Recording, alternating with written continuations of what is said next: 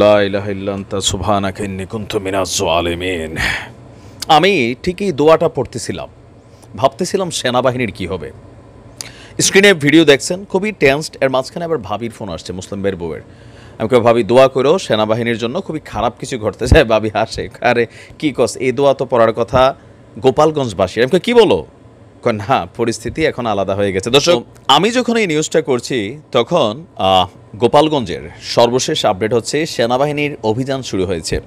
বিশেষ করে যারা গতকালকে এই ঘটনার সাথে কানেক্টেড, আপনার ক্যামেরা ফুটেজ এবং কি সেখানে যারা উপস্থিত ছিল তাদের থেকে তথ্য নিয়ে বেশ কয়েকটা জায়গায় অভিযান চালিয়েছে, কয়েকজনকে গ্রেপ্তারও করেছে। আর যারা এখানে মূল উস্কানিদাতারা, মূল ভূমিকা পালন করেছে তাদের বিরুদ্ধে কিন্তু সেনাবাহিনী সেইখানে আপনার অভিযান পরিচালনা করছে। ইভেন এত সহজেই সেনাবাহিনী আবার সেখান থেকে আসতেছে না, বিশেষ করে এখানে সেনাবাহিনী একটা লম্বা সময় অবস্থান করবে। যে দৃশ্যগুলো আপনারা দেখতে পাচ্ছেন এটা গতকালকে রাতের দৃশ্য। গভীর রাতে আপনারা জানেন যে গোপালগঞ্জের সদর উপজেলার গোপীনাথপুর এলাকায় গতকালকে সেনাবাহিনীর গাড়ি ভাঙচুর করা হয়েছে, সেনাবাহিনীর সদস্যদেরকে প্রহার করা হয়েছে, মানে পিটানো হয়েছে। এই মুহূর্তে বেশ কয়েকজন হাসপাতালে আছে। তো এই ঘটনার মাত্র কয়েক ঘন্টা পরেই আমার অনেক পরিচিত, মানে কি বলে যে দীর্ঘ সময় এই ইউটিউবিং বা কন্টেন্ট ক্রিয়েটিং করার কারণে আর্মির ঊর্ধ্বতন অনেক মানুষের সাথেই পরিচয় আছে। তো যখন আমি ভিডিওটা দেখলাম তো আমি আসলে ফোন দু একটা জায়গায় দিলাম যে আসলে ঘটনা সত্য কিনা। বললো যে ঘটনা সত্য, টুঙ্গিপাড়ার পথে আছে। তবে আমি জিজ্ঞেস করলাম, ভাই মাত্র 452 জন, কেউ বলছে 100 জন, তো এই সংখ্যাটা কি এনাফ? আসলে সেখানে তো কয়েক লক্ষ মানুষ। তো বললো যে এখানে যারা যাচ্ছে তারা হচ্ছে স্পেশাল কমান্ডো অফিসার, আর তারা জানে হাউ টু ডিল। দর্শক, এই মুহূর্তে গতকালকে সেনাবাহিনীর উপর যেই ঘটনা ঘটেছে সেই ঘটনার জেরে সেনাবাহিনীর যে সদস্যরা আমার ফেসবুক ফ্রেন্ড লিস্টে আছে সবাইরে দেখলাম খুবই গরম। সবাই বলছে সকালের জন্য ওয়েট করার সময় নাই, খেলাটা হিসাবটা রাইতেই দিতে হবে। এর মাঝখানে দু একটা ভিডিও আপনারা দেখছেন, তবে আমি এই ভিডিওগুলো এখন আর না, এগুলো অন্য একটা ইস্যুতে হয়তোবা সেনাবাহিনীর হাতে আটক হওয়া কোনো ছেলেটেলের ভিডিও, কারণ আমি এটা অথেন্টিক সোর্স থেকে পাই নাই। এখন সেনাবাহিনী কি পারবে গোপালগঞ্জবাসীর এই যে আওয়ামী লীগের ঘাঁটি, এটা দুর্গ, সেই দুর্গকে ভেদ করতে? আসলে পারবে। এখন আসেন কেন পারবে। গত 15 বছর বাংলাদেশ সেনাবাহিনী, পুলিশ বাহিনী, র্যাব, বিজিবি, নৌবাহিনী, আমাদের আনসার বাহিনী একটা ট্রেনিং নিয়েছে যে কিভাবে আন্দোলনকে দমন করতে হয়। আমি সারা বছরই কইতাম, ভাই অনেকে আমার জিজ্ঞেস করেন আমি কোন দলের, আমি কিন্তু শতভাগ খাঁটি আওয়ামী লীগ। তাহলে অনেকে চিন্তা করতেছেন যে তাহলে আপনি এরকম ভাষায় যে কথা বলেন। ভাই আমি আওয়ামী লীগ করছি আমার ছাত্র জীবনে। 2002 সালে আমি ছাত্রলীগের রাজনীতিতে প্রবেশ করছি। আইডিওলজিজম আমার ছিল বঙ্গবন্ধু, এখনও আছে। আপনারা যে যাই বলেন, আমার জায়গা থেকে আমি ওনাকে শ্রদ্ধা করি। আর আওয়ামী লীগ সরকার ক্ষমতায় আসার পরে আমি নিজেই সাউথ কোরিয়াতে চলে আসছিলাম। যখন থেকে আমি সোশ্যাল মিডিয়াতে কাজ করি, আমি আমার দল সম্পর্কে, নেত্রী সম্পর্কে, মন্ত্রী সম্পর্কে যতটুকু আমার দ্বারা দেখা মনে হয়েছে যে এই কাজটা ভুল, এটা এইভাবে হওয়া উচিত না, ওইটাই আমি বলছি। যার কারণে অনেকেই মনে করছেন যে আমি বিএনপির লোক বা সামহাও না। আমি আওয়ামী লীগ থেকে কখনো এক পয়সার সুবিধা নেই নাই, এমনকি ভবিষ্যতে নেওয়ার ইচ্ছা নাই। রাজনীতি করার নেতা, এমপি, মন্ত্রী হওয়ার ইচ্ছা নাই। প্রত্যেকটা মানুষ দল করে, কিন্তু দল যখন বিপথগামী হয়, দল যখন ক্ষমতায় থাকে, চাটুকার হাইব্রিডদের ভেজালের কারণে আসলে যারা প্রকৃত কর্মী তারা কিন্তু স্থান পায় না বা তাদেরকে মূল্যায়ন করা হয় না। ভাই আমি নিজেই তো 5 বছর দেশে যেতে পারি নাই। আমি আমার দলের সমালোচনা করার কারণে আমার তখন শত্রু ভাবছিল। আমি বলছিলাম যে এইভাবে আন্দোলন দমন করেন না, এইটা একটা সময় পাল্টা ঘুরতে পারে। কারণ বাংলাদেশে এইভাবে কখনো ক্ষমতায় লং টাইম থাকা যায় নাই, কেউই ছিল না, ক্ষমতার পালা বদলাবে।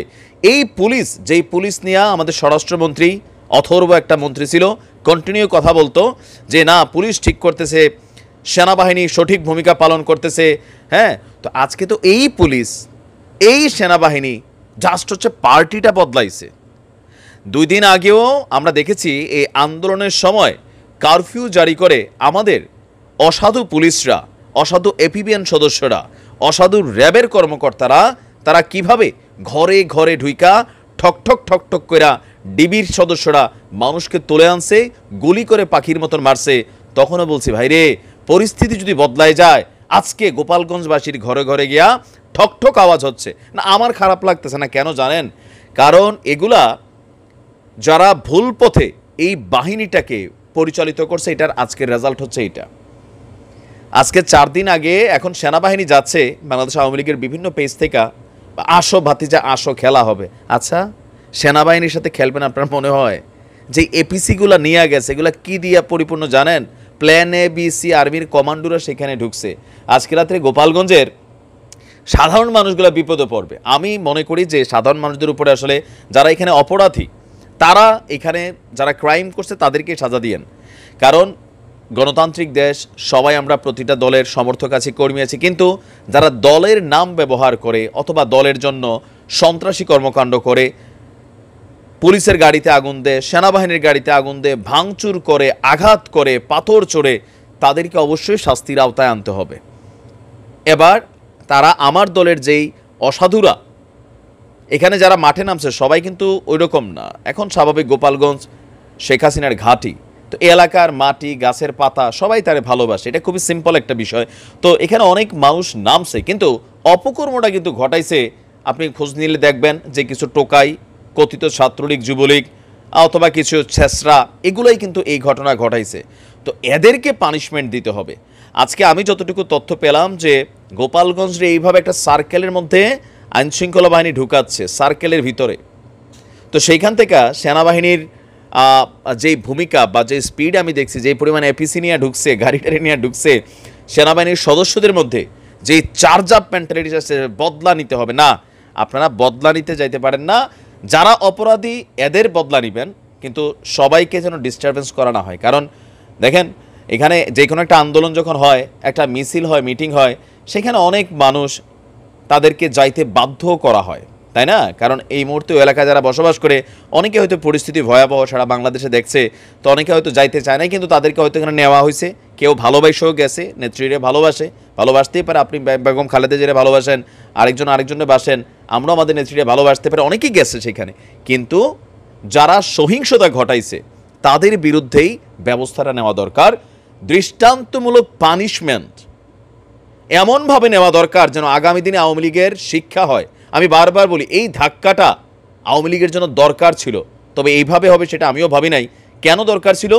দীর্ঘদিন এই অথর্ব মন্ত্রীগুলা কোটি কোটি টাকা কামাইছে, প্রশাসনের একটা শ্রেণীরে কোটি কোটি টাকা কামাইতে দিছে, সেনাবাহিনী থেকে শুরু করে প্রত্যেকটা জায়গায় একটা সিন্ডিকেট ক্রিয়েট করছে। আমাদের সাধারণ কনস্টেবল, সিপাহী, পুলিশের, র্যাবের যারা আছে, তারা কিন্তু আজকে বিশাল একটা ঝামেলায় পড়ছে।